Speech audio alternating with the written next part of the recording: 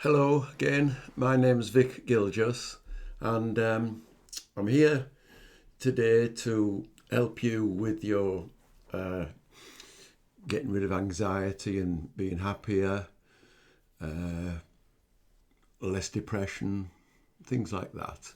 I hope it's helpful. And what I'm going to do today is talk about, or to put some, I think it's about time that I put some meat on the three principles, or some clothes on the three principles, because the title of today's podcast that I'm doing is called The Emperor's Clothes. Now, I'm sure you've heard of the story of the Emperor's Clothes, where the Emperor is there with all his finery and his garments and looking good and everything, and everybody's saying how good he looks and how smartly he is dressed. His attire is so wonderful.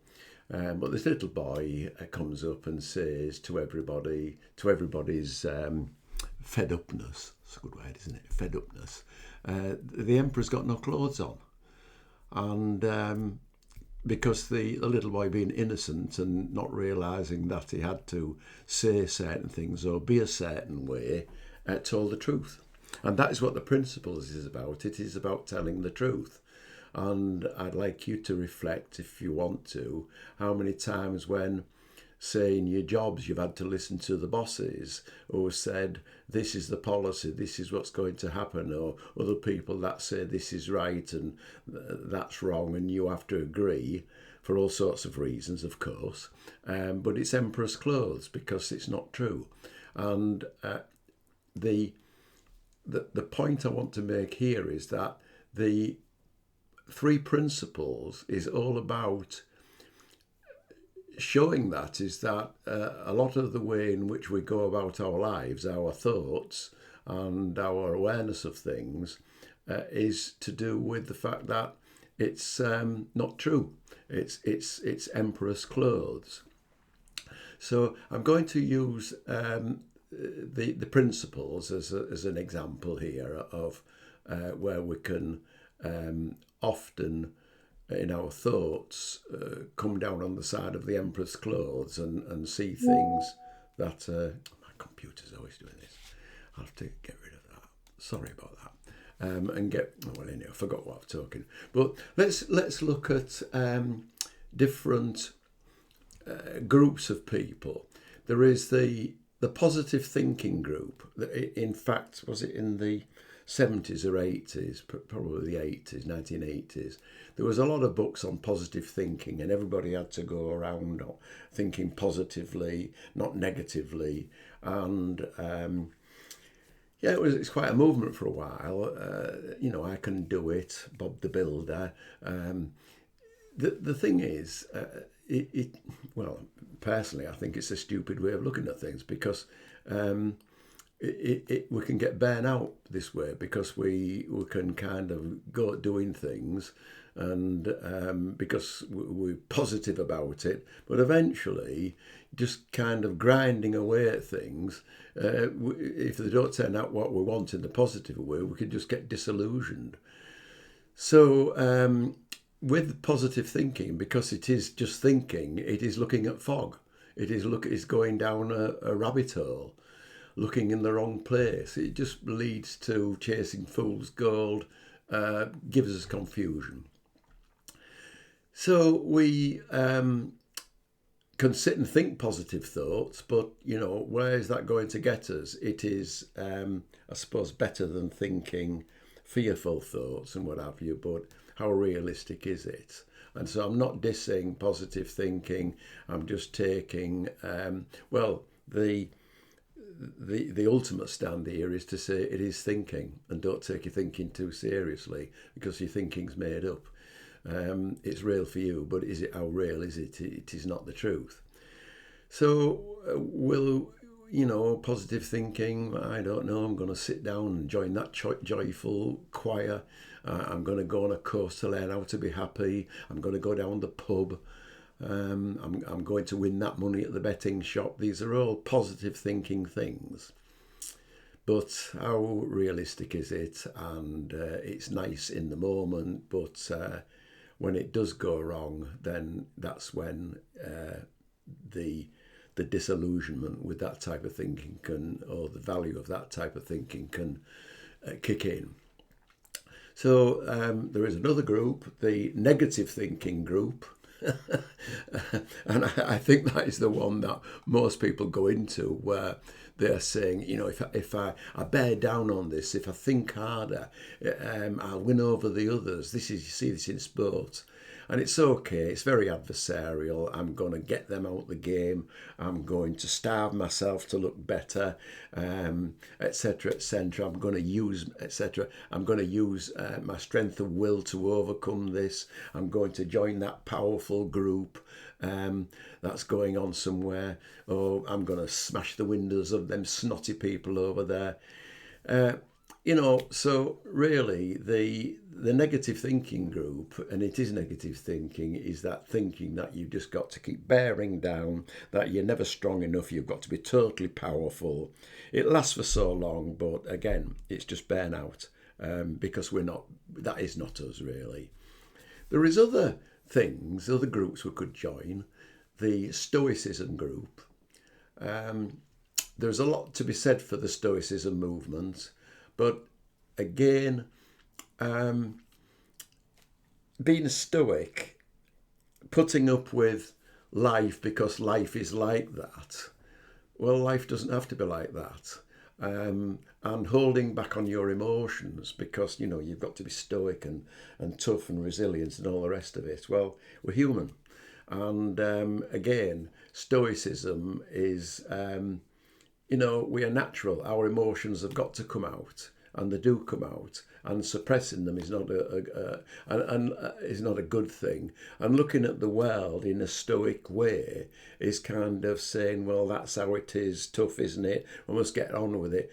Life does not have to be like that in many instances. It may be at the moment, but stoic thinking does not open up your possibilities to a better way of living. So I think Stoicism is a little bit kind of constrictive, but I might be wrong. There is a lot of books on Stoicism, and I think it comes from some Greek philosophy. I don't know. Anyway, there is another group we could join, which is the humour group. And in other words, I think that humour cuts. So, having a giggle at life, the Ken Dodd approach is quite good, because we're not taking our thoughts seriously, we're not taking ourselves seriously, and isn't that brilliant? And so I've got a 3 principles joke here. My joke is, the 3 principles are okay, but at my age, the 3 P's are okay, but at my age, during the night, in order for me to be calm, I have to have 5 P's. Sorry about that, but there you are, that's a joke. So there we are. Now, if we look at different groups of thought, or different ways of going on, then what would the principles group, for the 3 principles group? Well, I've just been on a conference. I mentioned this in my last podcast, in London, on the 3 principles. It was great. And the people that I met there were calm. The atmosphere was absolutely loving. It was generous. It was warm. And those class of people, those people that have that way of thinking, there's the proof in the pudding. It just is nice. It just works. And so when you look at what is going on there, and you're talking about a group of people that will say basically that our thoughts are not true, and understand the deeper meaning of that, and say that the answers come from inside of ourselves, that is where the truth is, then that is where the answers come, and that is where our resilience lies, inside, then I think that's a great thing. And that group of people, I think, embody that, and you can see it visibly. But it doesn't have to be just three principles people. I think people, the general populace of people those type of people who think in the what I would, sorry, I'm getting a bit who think who don't take the thoughts too seriously, but know that there is something inside of them that will handle things. They've got this, and you meet people like this who intuitively know that's the way to go. Then they've got the answer. So it doesn't have to be a three principles group. It can be a people who are have got a lot of common sense group, I would say. So let me have a look at what I want to say here. Now, what can I say? What can I say more?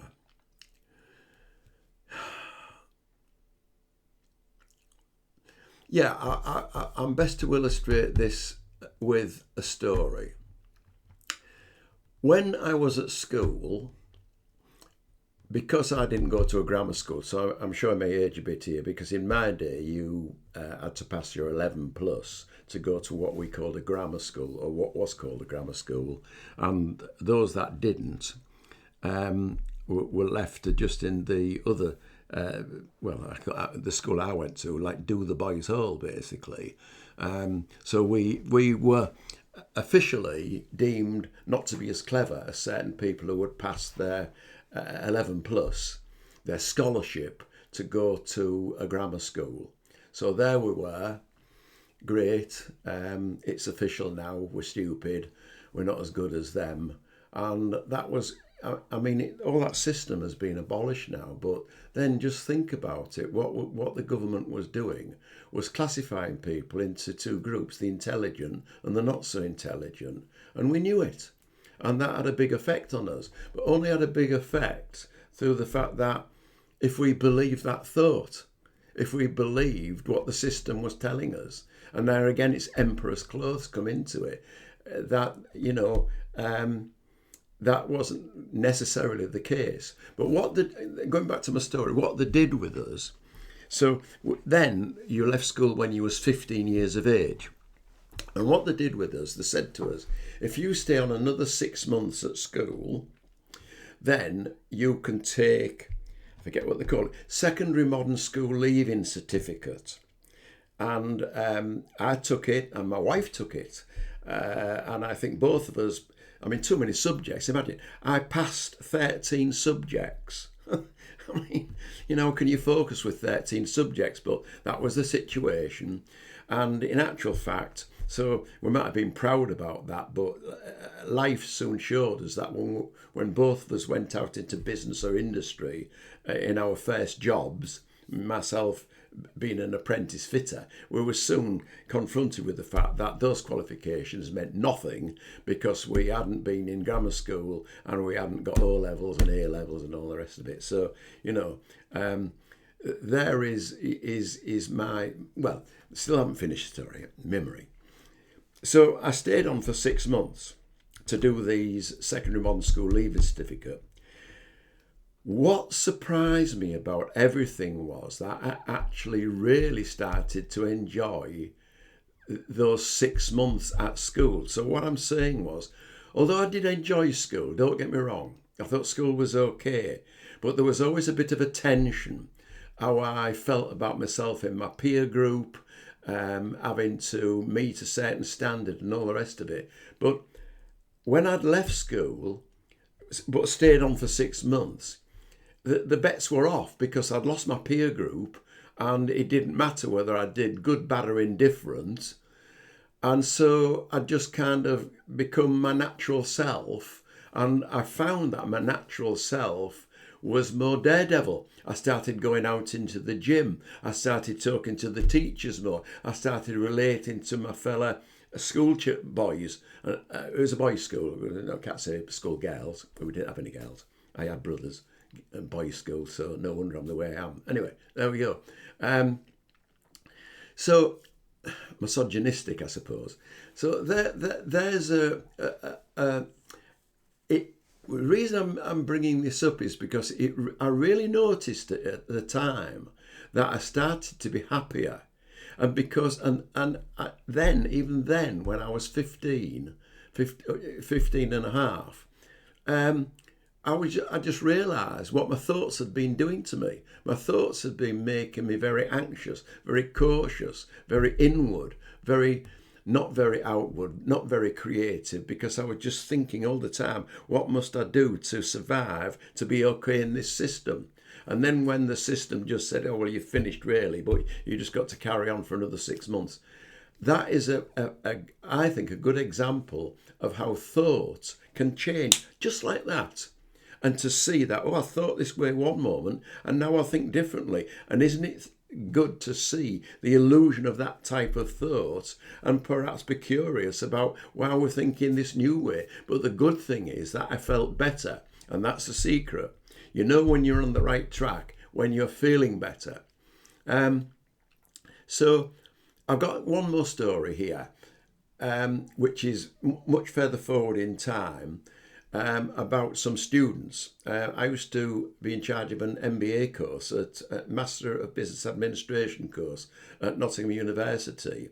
And on the second semester, which is when I took the students, I knew that the very first morning when I took them, that at the break time, I would tell them to go to the office, because I knew about this, and that they had to pick up all their results from the first semester.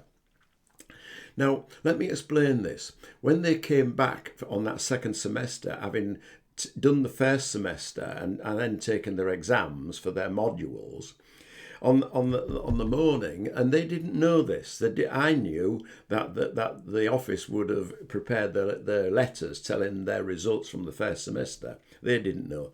But I always picked up on the general atmosphere in the room, the energy in the room, the way the students were behaving, and generally, well, the students were anxious. They were worried about how well they'd done. They didn't think they'd done as good as, they're all talking about the last semester.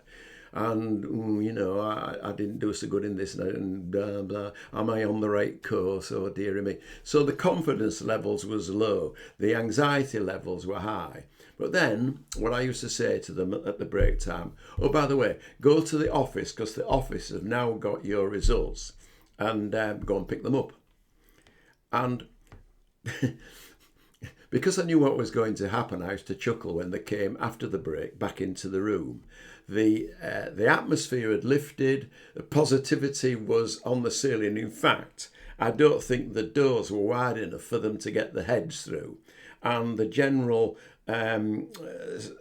census to me was that within the space of like half an hour, they'd all gone from being failures to being the most wonderful, clever, wise people in the world. But really what had happened? Nothing had happened, except to them they'd been given some information. Now, the principles tell us that it's not our circumstances, but our thoughts about the circumstances. Well, in this particular instance, let's face it, the circumstance had triggered certain thoughts. But the point I'm trying to make here is that they're thinking about themselves 1 minute was one thing, like me and my prior to being 15 years of age and leaving school and then just staying on, and then my state of mind after I'd stayed on that 6 months, entirely different, and their state of mind was entirely different. Now, how realistic that was, I mean, some of them got that big-headed, you couldn't kind of contain them. And how realistic is that? It is better to say that or that the principle shows that it is wise to know how we can go with our thoughts and what thoughts can do. So what can I say about this? Because I'm near to concluding. I can say that if we go back to the emperor's clothes situation, then I would say that the story is the little boy, innocent boy, sees that the emperor has no clothes. But I would say, yes, the emperor did have some clothes. They were on the inside, and he knew this. In other words, his attire, his garments, his dress, his apparel. He was suited and booted, because inside that's what we are. We are fully clothed, fully okay, fully ready to be proud of what we are. It is that's what I mean by the emperor's clothes really being there.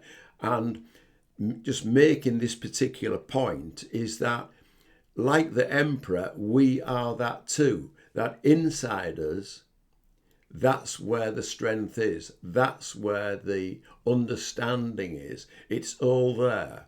In other words, when we stop all this angst of our worry about everything, because that is coming from thought, that when we can see that that is made up by ourselves, that is the emperor's clothes, the real apparel, the real beauty is inside.